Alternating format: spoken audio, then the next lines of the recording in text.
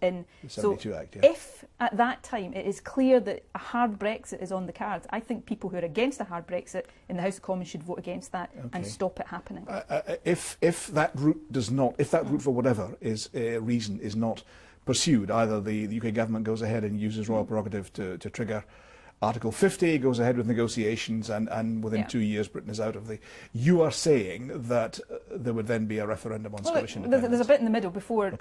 If the UK as a whole can't be kept in the single market, I think there's still a case for Scotland staying in the single market. Within the UK? Within the UK. Now, would that be simple? Would that be straightforward? No, but I think there's a way that could be done. And over the next few weeks, as part of the negotiations to develop the negotiating strategy, which I'm determined the Scottish Government will be part of, we'll put forward proposals. And that could be what? Using the European Free Trade Area? We'll set out that proposal in due course. I'm not going to get into the detail of that today, but that is another way in which I'm honouring this commitment I made to examine all options. But, you know, yes, ultimately, if the prospect here is Scotland being taken over that cliff edge with the rest of the UK, being part of a UK that wasn't the UK we thought we were voting for in 2014, then yes, the ability for Scotland to decide again whether it wants to take a different path should be protected. And to protect that position, we have to take the steps to get legislation underway. Why don't you, as Colin MacLeod, thanks for your question, Colin, he says, just call the referendum now. He says you can set the detailed date later depending on the Brexit negotiations are going,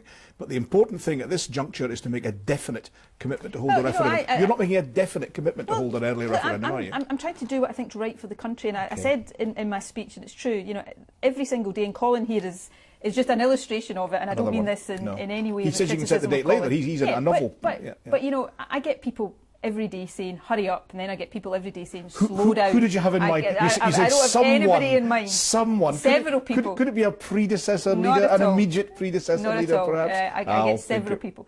But the point is, I know there are different opinions here. I'm the First Minister of the country. I'm not just leader of the SNP, I'm the First Minister of the country, and I've got to act in a way that I think is right for the country, and that's what I'm doing.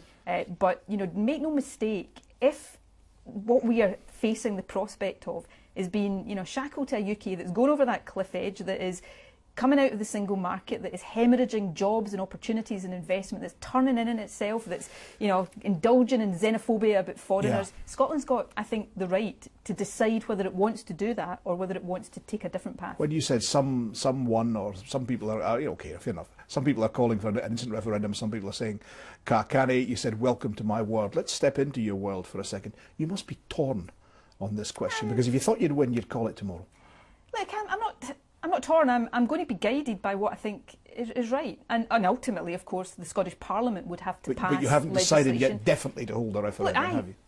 You're not there yet. I've always believed Scotland will become an independent country. So, you know, to that extent, there will be another referendum at some point. We're talking now specifically in this context of the EU referendum.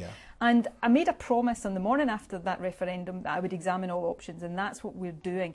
But that is driven by what's best to protect Scotland's interests. And I keep coming back to this point because I think this is changing now, but there's been an extent in the weeks immediately after the referendum to talk about Brexit in sort of abstract terms as if it doesn't affect anybody. It's going to have a real effect on people. We see it with the plunging value of the pound. That's going to send prices up. And you think that's permanent, not temporary? Well, I think if the UK is coming out of the single market, then it's certainly not temporary in a short-term basis. I think